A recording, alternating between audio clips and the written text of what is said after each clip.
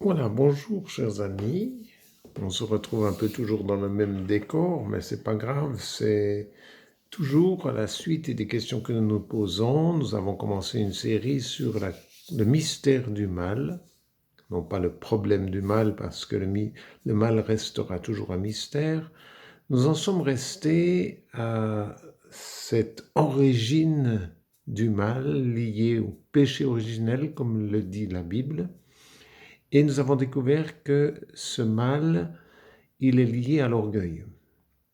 Au fond, si nous réfléchissons à tout le mal qui existe dans le monde, dont nous sommes responsables, au fin fond de cette origine du mal, il y a l'orgueil.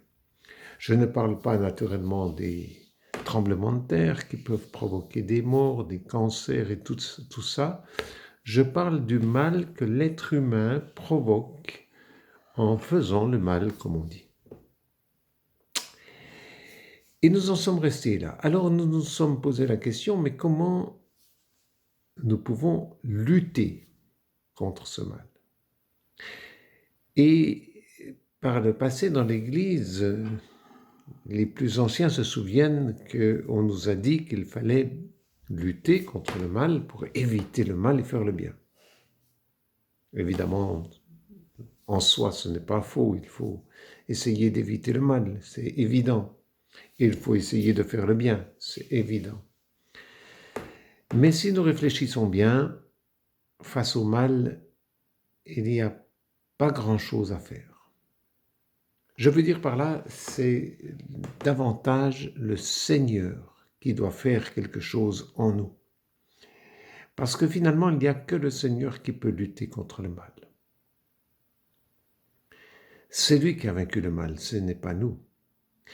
Et justement, si nous croyons par nos efforts, par nos mérites, par nos sacrifices, que nous allons pouvoir lutter contre le mal, l'énorme risque, c'est d'en s'enorgueillir.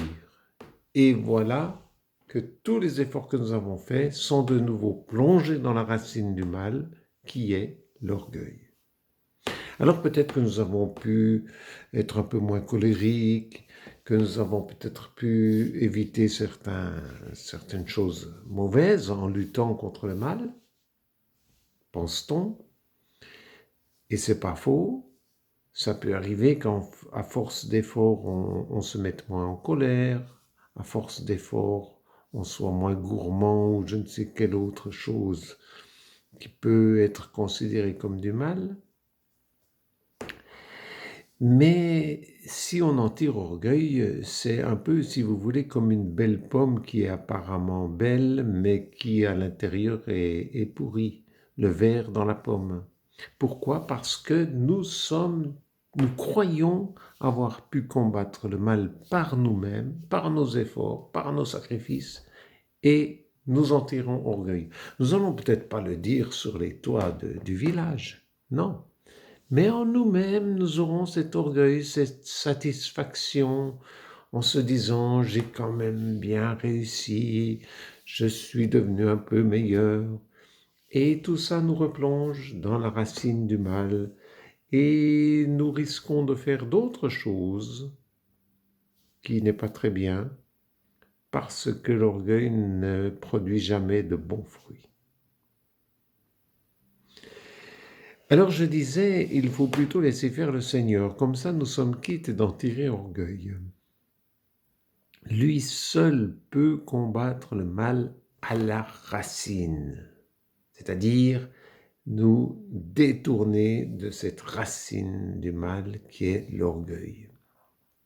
Et c'est pour cela que Jésus ne manque pas de nous dire « Heureux les pauvres ». Heureux les pauvres, le royaume des cieux est à eux. Parce que la pauvreté, l'humilité, je ne parle pas de l'humiliation, je parle de l'humilité, c'est la mère des vertus. C'est la racine de la sainteté. C'est ce qui nous permet de combattre le mal à la racine. Mais pour cela, il faut laisser le Seigneur, le souffle de son esprit, nous donner cette grâce de l'humilité. Parce que si nous arrivons encore à penser que nous sommes humbles par nos mérites, nous retombons de nouveau dans l'orgueil. Regardez comme je suis humble, c'est de la vantardise, c'est de l'orgueil. Non, non, non, non.